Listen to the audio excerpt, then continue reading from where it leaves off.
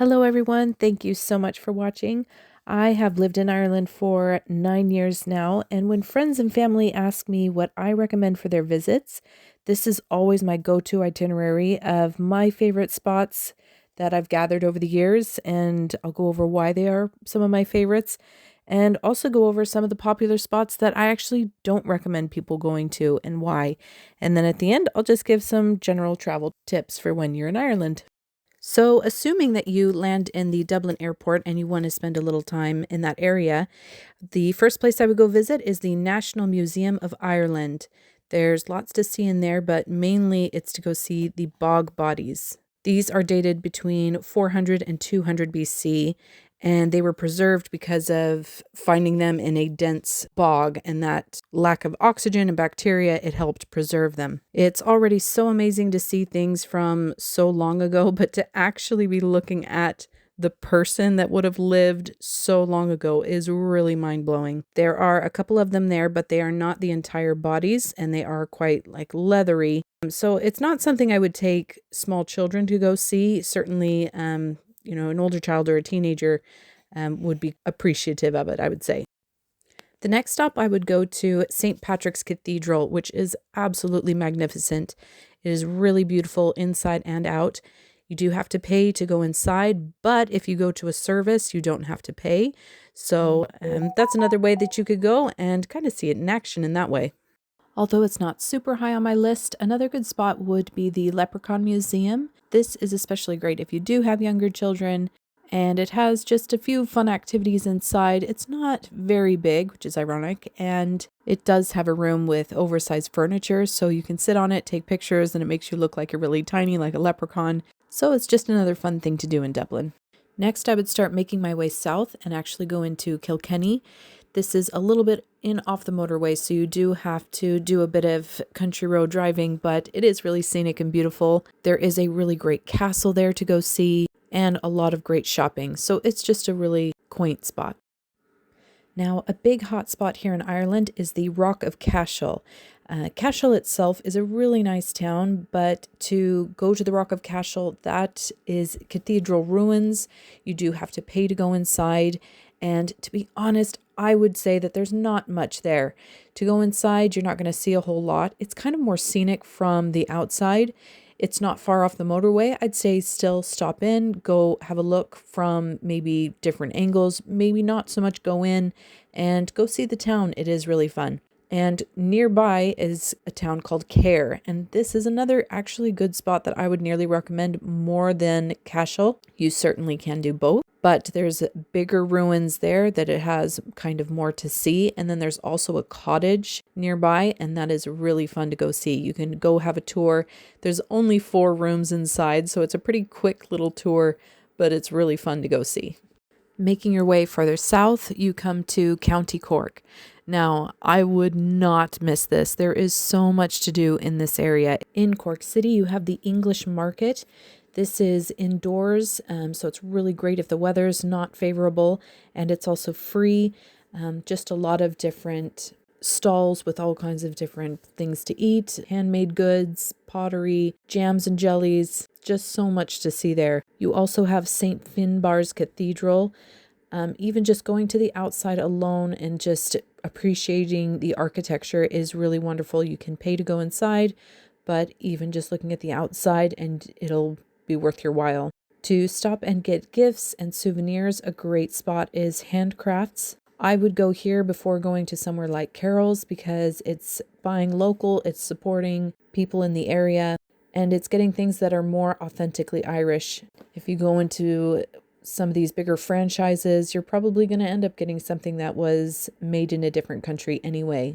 A big spot for shopping here would be Pennies, and so that's where a lot of the locals would go to get inexpensive clothing, so that's a good spot to stop in, get a few inexpensive things. Somewhere I'd recommend stopping to eat is a place called O'Flynn's Gourmet Sausages, or a little bit outside of the town is the Marina Market, and that one has a lot more options. It's also stalls of different vendors, and so a lot of different options of places to eat. I would stop in and get some Coco's chocolate and stop in at the old-fashioned sweet shop.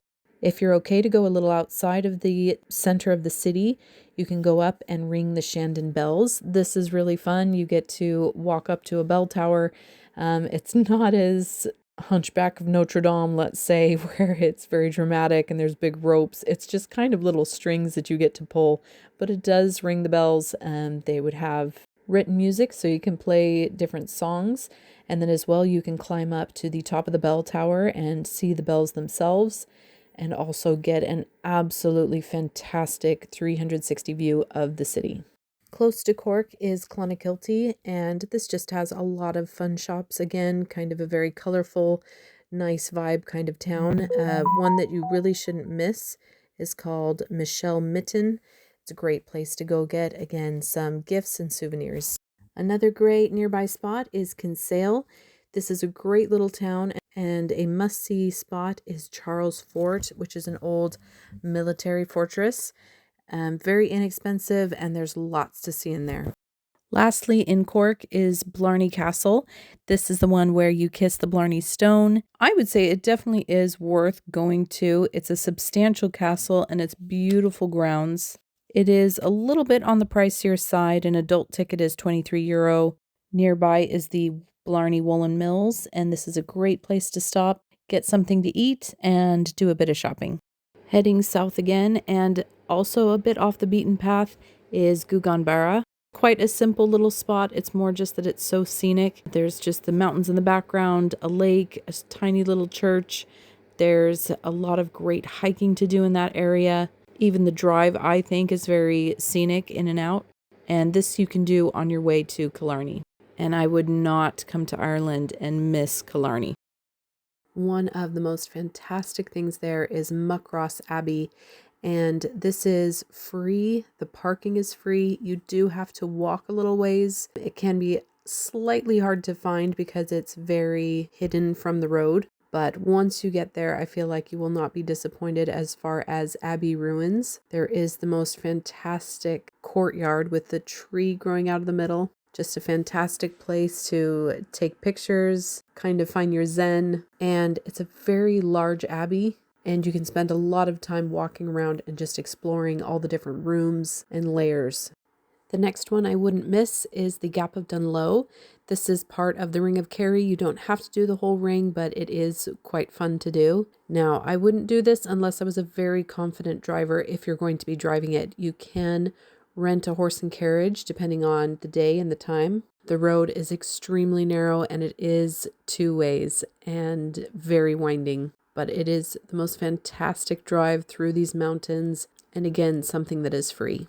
Another nearby spot is the Killarney National Park, and this has so much hiking trails and places to walk through nature, and it has this big beautiful lake, big green grounds. It's just a really beautiful place to go. You can also hire a horse and carriage there as well, and there's also Muckross House, which you can get a tour of, and it is really fun to walk through. Also nearby there is a folk village, and this one is really like walking back in time.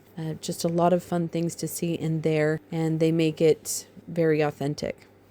Then also from town, same thing, you can hire the horse and carriage from there, so there's a lot of different options. So don't think if you've missed one at one spot that it's not at the other. There's Murphy's Ice Cream, which is really delicious. There's an outlet center, and a good place to stop in is John M. I think it's called Reedy's is how you say it, but a very fun kind of old-fashioned pub and restaurant.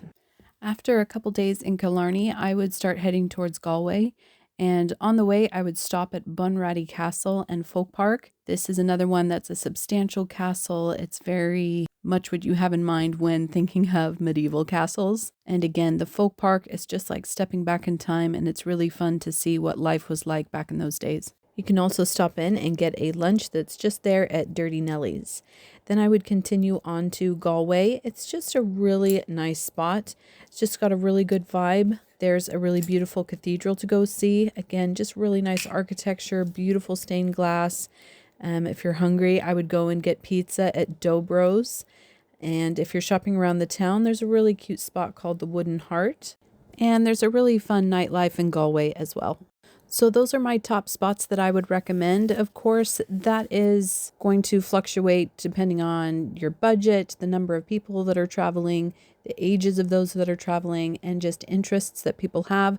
One that I actually recommend people don't go see is a lot of people come over and they want to go see the Cliffs of Moher. I find that they're quite isolated, so there's not really much to do around in that area, and it might take all day getting there and back. It's a little bit on the pricier side to go see them anymore. You actually can't get very close to the edge, which is probably for the best.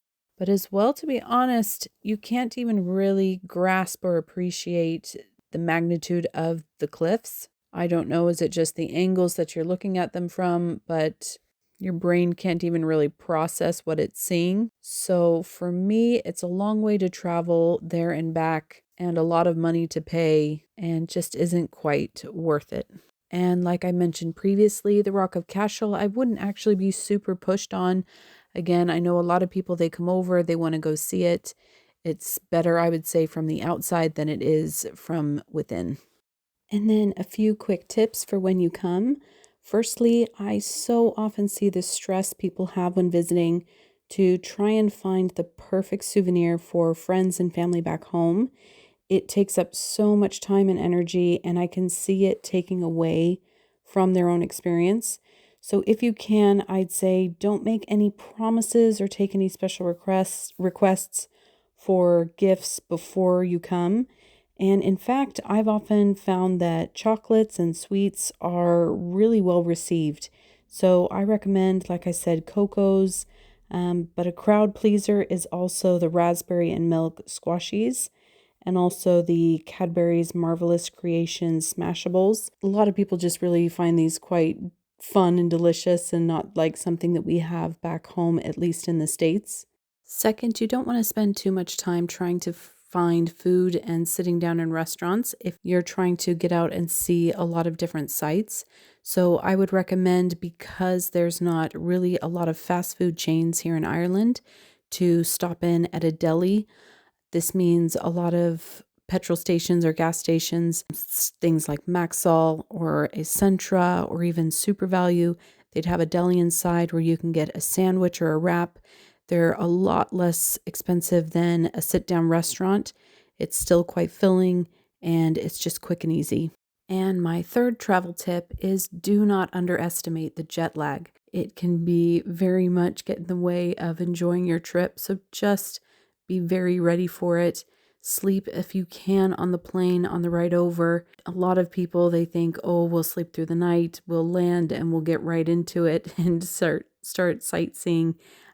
Just be ready for it. It does hit like a train. It can be quite difficult to manage. But as well, don't forget that it affects your stomach as well and your eating schedule. So say for me, who's 8 hours ahead here in Ireland, when I come back over from being in the States, I'll really struggle to go to sleep at night because I'm hungry, because my body thinks that it's lunchtime. So I always recommend having some kind of small meal or some hearty snacks, something available in wherever you're staying, that when you're already struggling to sleep at night, that you're not on an empty stomach as well. I hope you found this information helpful and very much hope that you enjoy your trip to Ireland.